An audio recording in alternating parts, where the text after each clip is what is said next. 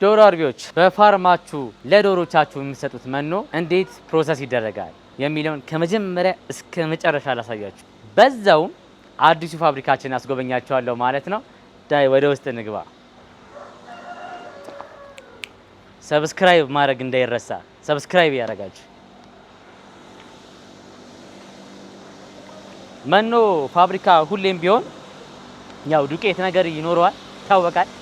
በጣም ዱቄት አለው ምናምን አዋራ አለው። ግን ያው ቻሉት፣ ችግር የለውም። ለውቀት ስለሆነ ገብተን እናያለን።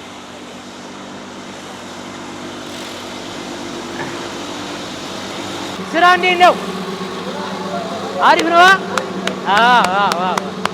በጣም አሪፍ። ይሄው መኖ ፋብሪካችን እንግዲህ ይሄን ይመስላል። አርቢዎች ፋብሪካችን ይሄን ይመስላል ማለት ነው። እታች የምታዩት ቅድም ያያችሁት ስቶራችን ነው። አጠቃላይ 1500 ካሬ ነው። 400 ካሬ ነው አሁን ያለንበት። መጋዘኑ ደግሞ 300 ካሬ ነው። ስለዚህ መኖ ወሳኙ ነገር መጀመሪያ ቦታ ነው። ኦፍ ኮርስ በአነስተኛ ቦታ መሰራት ይችላል፣ ግን ደግሞ በሰፊ ቦታ ቢሰራ ደግሞ የተሻለ ውጤታማ መሆን ይችላል ማለት ነው። ስለዚህ በዋናነት የመኖ ፕሮሰስ ምን ይመስላል የሚለውን ለአርቢዎች ልናሳይ ስለሆነ መጀመሪያ ምን ይደረጋል ነው። መጀመሪያ ደረጃ ይመዘናል። ይመዘናል ስላችሁ ለምሳሌ ይሄ የምታዩት ማሽን ሆሪዞንታል ሚክሰር ይባላል።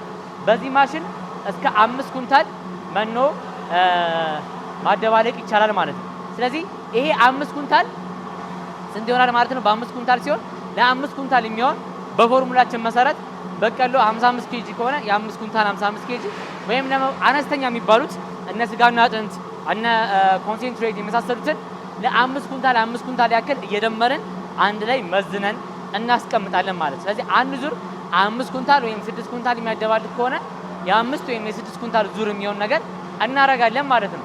ከዛ ቀጥሎ የምናደርገው ምንድነው? መጀመሪያ የሚፈጨውን ፕሮዳክት ወደ ሃመር ሚል ወደ ወፍጮ እናስገባለን ማለት ነው። እዚህ ጋር እንደምታዩት ይሄ ሃመር ሚል ላይ አሁን የምታዩት ሃመር ሚል ላይ ይገባል። ወፍጮ ላይ በቀሎ ይገባል። ከዛ መፈጨት ያለበት ነገር ለምሳሌ አኩራተርም መድቀቅ ስላለበት አኩራተሩም ይገባል፣ ፋጉሎም ይገባል። መድቀቅ ያለባቸው ነገሮች እንደ አኩራተር፣ ፋጉሎ፣ የኑግ ፋጉሎ፣ በቀሎ በወፍጮ ውስጥ አልፈው በትራንስፖርቴሽኑ አማካኝነት ወደ ሚክሰሩ ይገባሉ ማለት ነው። ከዛ ሚክሰር ውስጥ ደግሞ መፈጨት የማያስፈልጋቸው እንደነ ኮንሰንትሬት፣ ጨው ምናምን የመሳሰሉት ኖራ ድንጋይ የመሰሉት ቀጥታ ወደ ምን ይገባሉ ማለት ነው? ወደ ሚክሰሩ ይገባሉ ማለት ነው። ከዛም ሚክሰር ውስጥ ይደባለቃል ማለት ነው። ብዙዎቻችሁ የምትሳሳቱት ስህተት ምንድን ናቸው መሰላችሁ?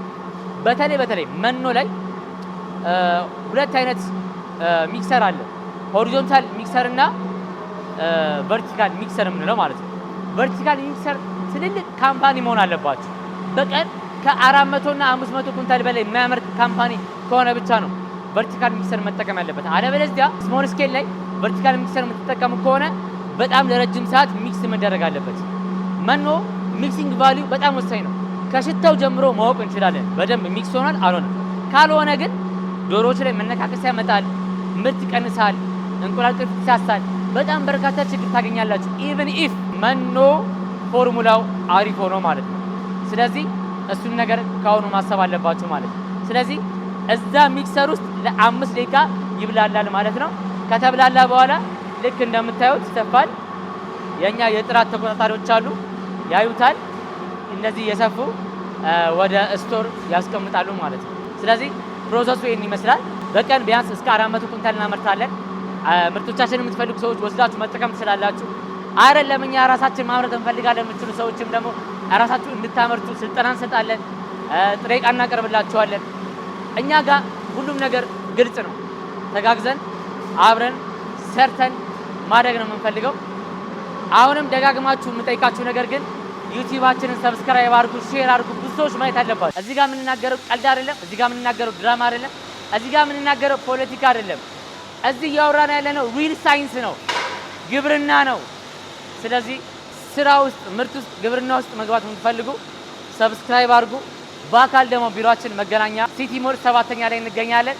ፋብሪካችን ወሰን ድልድዩ ጋር በፖሊስ ጣቢያው 50 ሜትር ገባ ብሎ ነው የሚገኘው። መታችሁ ብታነጋግሩን መታችሁ ብታዩ ደግሞ አሁን ዩቲዩብ ቪዲዮ ላይ ከምትት በላይ በጣም ደስተኛ ትሆናላችሁ። እናንተ እናግዛለን። ወደ ስራ ግቡ።